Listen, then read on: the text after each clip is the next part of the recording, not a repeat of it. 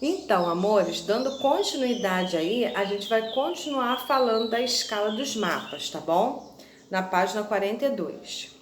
A escala dos mapas. A elaboração de mapas exige uma relação de proporcionalidade entre a distância real e a distância do mapa, não é mesmo?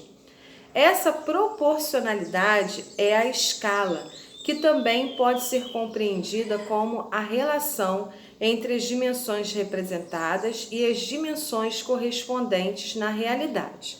Observe o exemplo a seguir.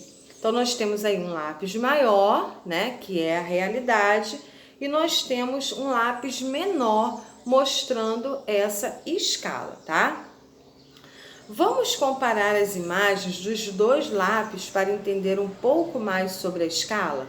Observe que temos um lápis maior com aproximadamente 16 centímetros e um menor com 8 centímetros. Ou seja, um é exatamente a metade do outro. E a largura continua a mesma? As imagens nos mostram que a largura do lápis menor também é metade do lápis maior.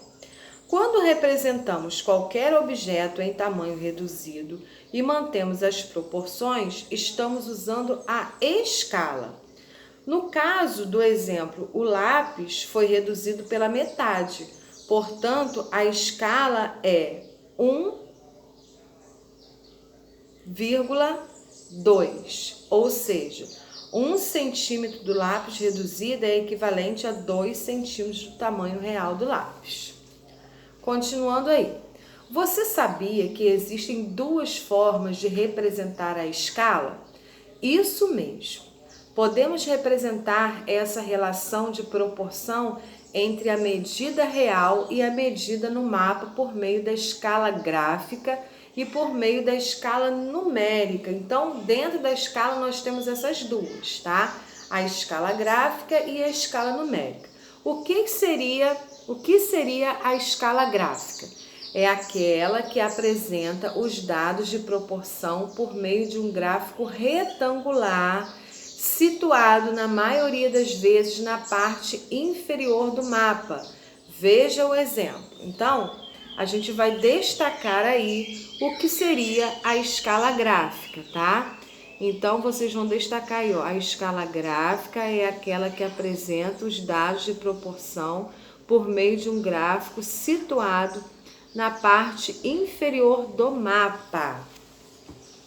Que segue aí o exemplo, tá? Com as numerações.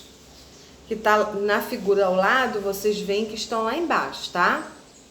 E a escala numérica, o que seria? É representada por uma fração em que o numerador, o número de cima, corresponde à medida do mapa e o denominador, o número de baixo, corresponde à medida real. Então, a gente vai destacar aí até onde a Jerusa parou. Então, a gente já sabe aí que na escala numérica, o numerador corresponde à medida do mapa e o denominador corresponde à medida real.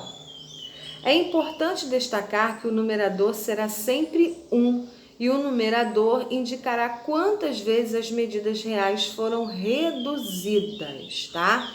Então, por exemplo, ó, aí abaixo a gente tem 1 centímetro na planta corresponde a 10.000 centímetros, ou seja, 100 metros na realidade. Então, 1 aí está representando 100 metros da realidade. Aí vem mais um exercíciozinho de fixação. Como podemos definir o conceito de escala? 22. De que forma podemos indicar a escala nos mapas? Explique cada uma delas. É o que a gente acabou de ver ali na página anterior, tá? E assim, dando continuidade, a gente tem aí a legenda. Qual é a importância da legenda nessa cartografia, né? Nesses mapas? A legenda tem a função de indicar o significado das cores e dos símbolos utilizados no mapa, ou seja, ela é essencial para que possamos entender o que é representado. Então, nós vamos marcar até aí esta informação, tá?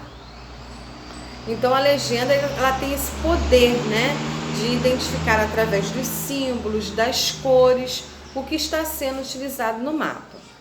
Os cartógrafos utilizam uma variedade de símbolos para representar os elementos do espaço, mas para facilitar a leitura dos mapas, esses profissionais convencionaram representar cada elemento do espaço sempre com os mesmos símbolos, as chamadas convenções cartográficas.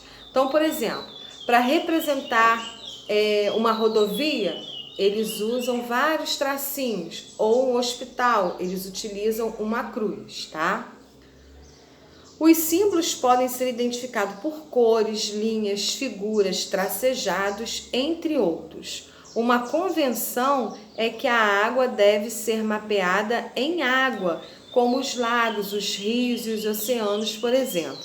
As áreas de vegetação são, na maioria das vezes, verdes. Os aeroportos são identificados com a figura de um avião.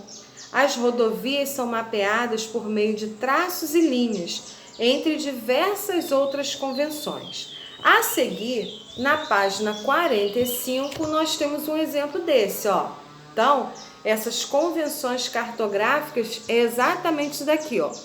A igreja, o hospital, montanha, cemitério, ferrovia, base militar, transporte público, navio, aeronáutica, loja. Aí está mostrando exatamente quais são as figuras, né, utilizadas para representar cada coisa, tá?